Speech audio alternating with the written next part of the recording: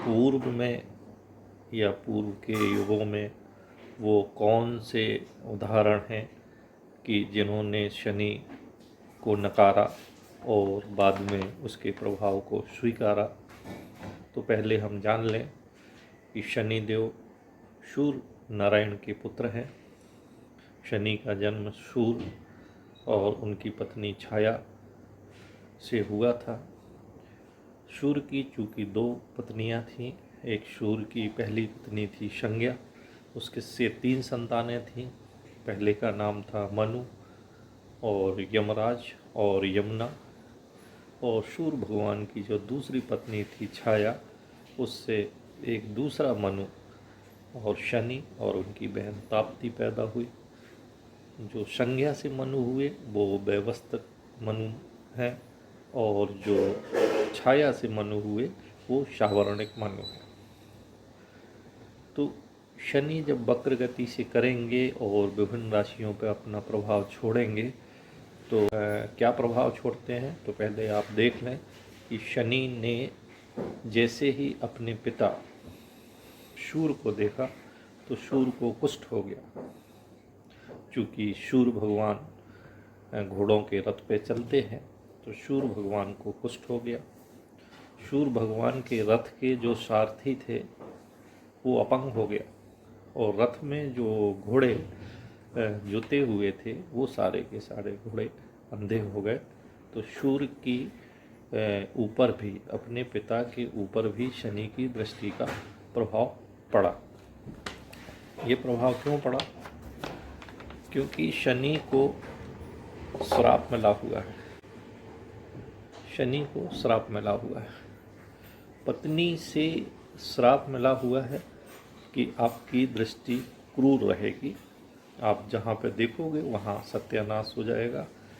शनि को उसके अपने पिता से भी श्राप मिला हुआ है कि तुम मंदग्रामी ग्रह हो जाओगे, और माता पार्वती से भी श्राप मिला हुआ है कि तुम अंगहीन हो जाओगे। इस कारण शनि की दृष्टि जहाँ जहाँ पड़ती है वहाँ वहाँ उसके कर्मों का जो दंड है वो जरूर मिलता है। तो पूर्व के युगों में, जैसे सतयुग में, राजा नल को शनि की साढ़े साती और शनि के ढैयों के प्रभाव से बहुत ही कष्ट मिला। उन्होंने बहुत ही तुच्छ पाप किया था। राजा नल जो हैं वो जुआ खेलने की व्यसन से ग्रसित थे, इस कारण शनिदेव ने उनको दंड दिया। त्रेता युग में राजा हरिश्चंद्र ने, जिनको दान का अभिमान था, शनिदेव के कारण उनको बहुत कष्ट भोगना पड़ा। इसी तरह कलयुग में राजा विक्रमादित्य को, जिन्होंने शनि देव का अपमान किया था, तो उनको, राजा विक्रमादित्य को भी बहुत दंड मिला।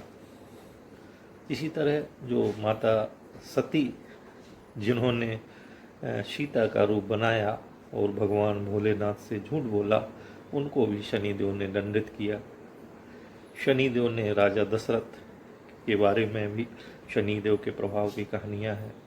शनिदेव और महावीर हनुमान के बीच में जो युद्ध है वो शनि के प्रभाव की कहानियाँ हैं। शनि देव ने जो है पांडवों को भी उनकी परीक्षा ली, और शनि देव ने लंकापति रावण के ऊपर जैसे ही दृष्टि डाली, जैसे ही रावण ने शनि का जो मुख अधोगामी था ऊर्ध्वगामी किया और उसकी दृष्टि रावण पर पड़ी और रावण का सत्यानाश होना चालू हो गया। तो शनि देव ने जो है पिछले समय में जिन व्यक्तियों में दृष्टि डाली उनको उनके कर्मों का दंड अवश्य ही बहुत ही मिला।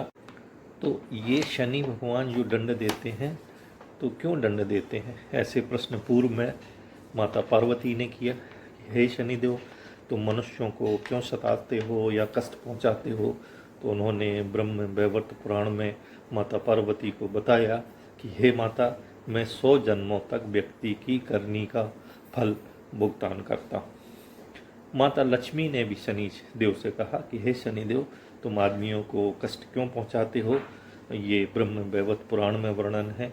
तो शनिदेव ने कहा कि हे मातेश्वरी, 3 लोकों में जो अन्याय करता है उसको दंड देना ही मेरा काम है। मैं उनके किए गए कर्मों का प्रतिफल ही देता हूँ।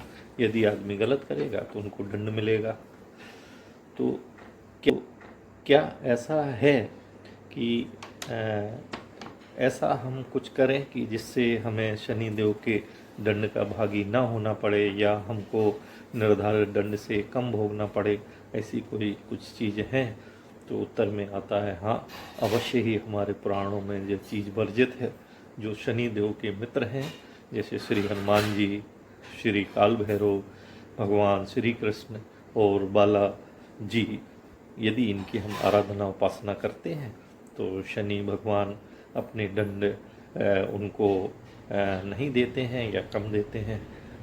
और अपने भारत में जो शनिदेव की सिद्धपीठ है, शनि शिंगणापुर जो महाराष्ट्र में है, शनिचरा सिद्धपीठ जो ग्वालियर में है, कोकलाबन में जो शनि भगवान की सिद्धपीठ है, जहाँ शनि भगवान को भगवान कृष्ण ने कोयल के रूप में जब दर्शन दिए थे, वो नंदगांव से 2 किलोमीटर दूर है, कौशी मथुरा में है।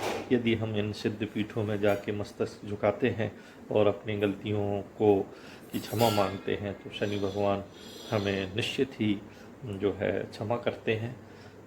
तो कौन कौन से वो लोग हैं जो इससे ज़्यादा प्रभावित होंगे, या वो कौन से व्यवसाय करने वाले हैं जो शनिदेव के प्रभाव से ज़्यादा प्रभावित होंगे?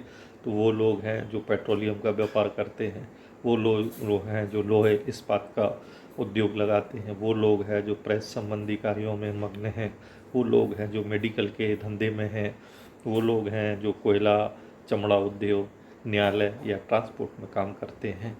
तो ये शनि संबंधित कार्य हैं। यदि लोग ये कार्य करते हैं और इन्होंने पूर्व में गलतियां की हैं तो इस समय में जो है शनिदेव का प्रभाव उन लोगों में निश्चित रूप से देखने मिलेगा। तो ये शनिदेव का प्रभाव से कोई नहीं बच पाया है। वो राजा नल हो, राजा हरिश्चंद्र हो, राजा विक्रमादित्य हो, माता सती हो, है ना, या महावीर हनुमान हो, महाराज दशरथ हो, लंकापति रावण हो या पांडव हो, इनके श्राप से कोई नहीं बच पाया है। इनकी जो दृष्टियां हैं उन दृष्टियों में जो है विभिन्न राशियों में क्या प्रभाव पड़ेगा। तो इस समय जो धनु राशि है इसमें शनि की तीसरी ढैया, मकर राशि है इसमें शनि की दूसरी ढैया, और कुंभ राशि में है इसमें शनि की चढ़ती हुई 7.5 की प्रथम ढैया, और जो तुला राशि में है उसमें चतुर्थ है स्थानस्थ ढैया, और मिथुन राशि में है इसमें शनि की अष्टम ढैया।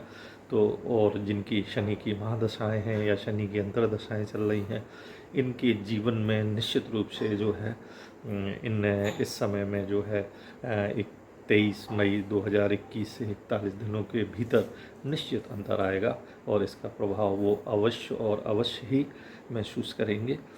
अब हम जो है राशि वाई जो है किस में क्या प्रभाव पड़ेगा गोचर में, और वो ये व्यक्ति विशेष के लिए नहीं है, ये राशि के ऊपर है। जो व्यक्ति विशेष का ऊपर असर जानना चाहते हैं वो www.astrologymission.com पर आस्क द क्वेश्चन सेक्शन में जाके अपना प्रश्न पूछ सकते हैं। नमस्कार।